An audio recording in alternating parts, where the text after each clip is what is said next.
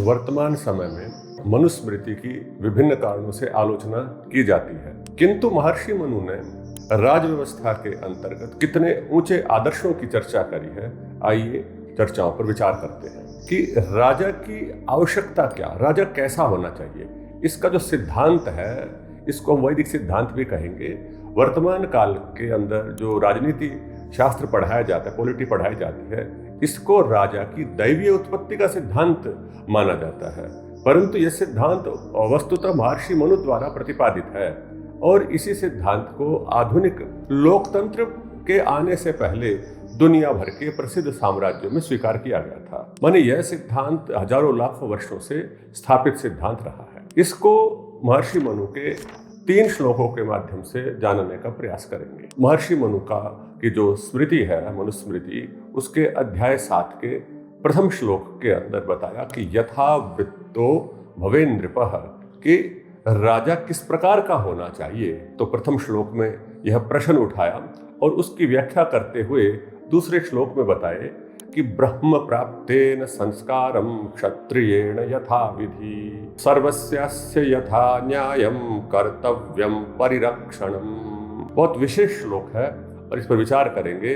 कहते कि ब्रह्म संस्कारम, कि ब्रह्म संस्कार से युक्त हो क्षत्रिय। ब्रह्म संस्कार कैसा होता है कि ज्ञान का, विद्या का, अध्यात्म का, अर्थात ब्रह्म के संस्कारों से युक्त हो ऐसा क्षत्रिय जो इन संस्कारों से युक्त है, जो अपना कर्तव्य पूरे समाज की रक्षा करना ही समझता है, धर्म समझता है, उसी को क्षत्रिय मानना चाहिए। फिर कहते हैं कि यथा विधि, वो जो ब्रह्म संस्कार, ज्ञान के संस्कार उसको प्राप्त हुए, वो ऐसे ही नहीं प्राप्त हुए।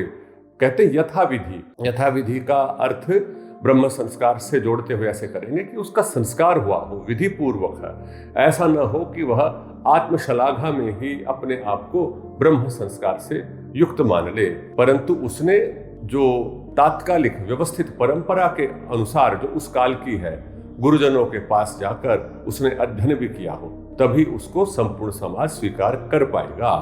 अन्यथा उस राजा के प्रति, उस व्यक्ति के प्रति समाज में स्वीकार्यता नहीं होगी। और आगे कहा सर्वस्य अस्य, कि इस राज्य की, इस सारी की सारी प्रजा और सारे संसाधनों की, कि सभी की क्या करेगा, परिरक्षणम, चारों ओर से रक्षा करेगा राजा, सब प्रकार से रक्षा करेगा, अंदर से, भीतर से, बाहर से, सीमाओं की भी रक्षा करेगा और भीतर की रक्षा, चोरों से, डकैतों से भीतर की रक्षा, और उनके चरित्र की रक्षा भी करेगा, व्यक्ति की संस्कृति की रक्षा भी करेगा, समाज की सभ्यता की रक्षा भी वह करेगा। और कैसे करेगा रक्षा?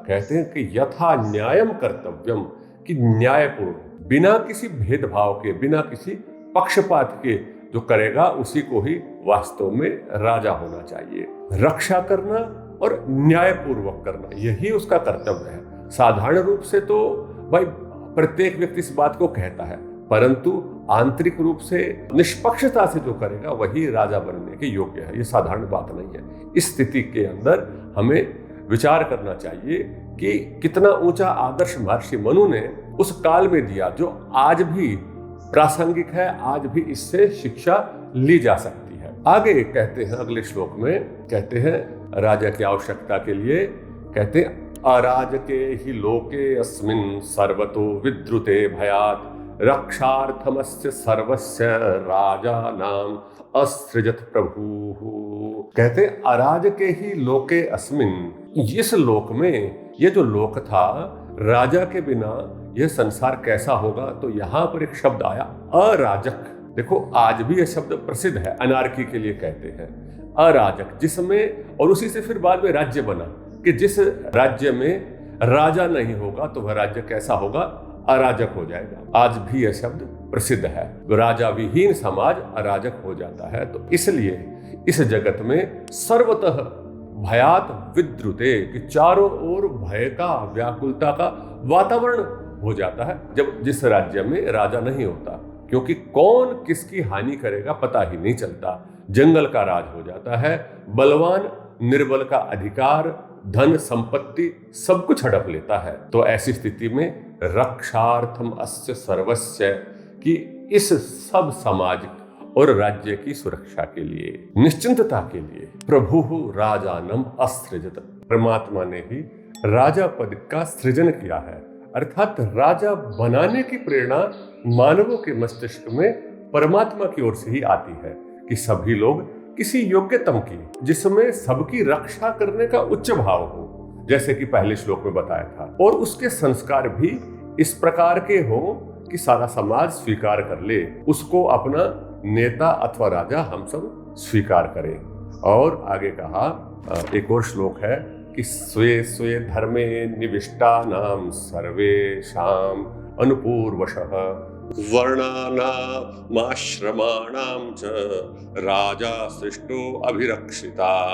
कहते हैं कि स्वे स्वे धर्मे निविष्टानां, अपने अपने धर्मों में संलग्न सभी लोग अपने अपने कार्यों में, अपने अपने व्यवसायों में, अपने अपने जीवन यापन में जो लोग लगे हुए हैं, सर्वेषाम अनुपूर्वशः, क्रमशः सब अनुपूर्व विषय, जो जिससे बड़ा है, जो जिससे छोटा है, मतलब यथा योग्य। वर्णानाम च आश्रमणानाम, कहते वर्णों और आश्रमों का, चारों वर्ण चारों आश्रम सदा समाज इन्हीं में स्वाभाविक रूप से विभाजित रहा है। इसकी व्याख्या यहाँ नहीं करनी, किंतु राजा अभिरक्षिता सृष्ट है, राजा को सुरक्षा करने वाले के रूप में बनाया गया है। अभिरक्षिता सृष्ट है, जो रक्षा कर पाने में सक्षम नहीं उसको राजा नहीं जानना चाहिए। जो राजा पद पर आसीन व्यक्ति है उसका यह कर्तव्य है कि सभी वर्णों की, सभी आश्रमों के व्यक्तियों की, उनके धर्मों में प्रवृत्ति बनी रहे कि जिससे समाज का ताना बाना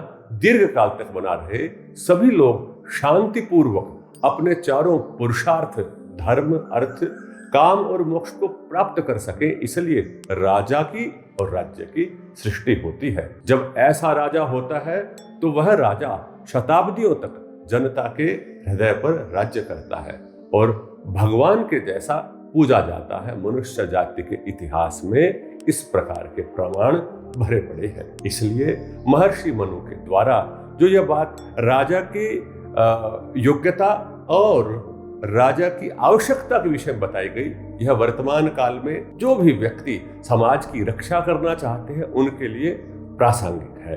ओम शांति।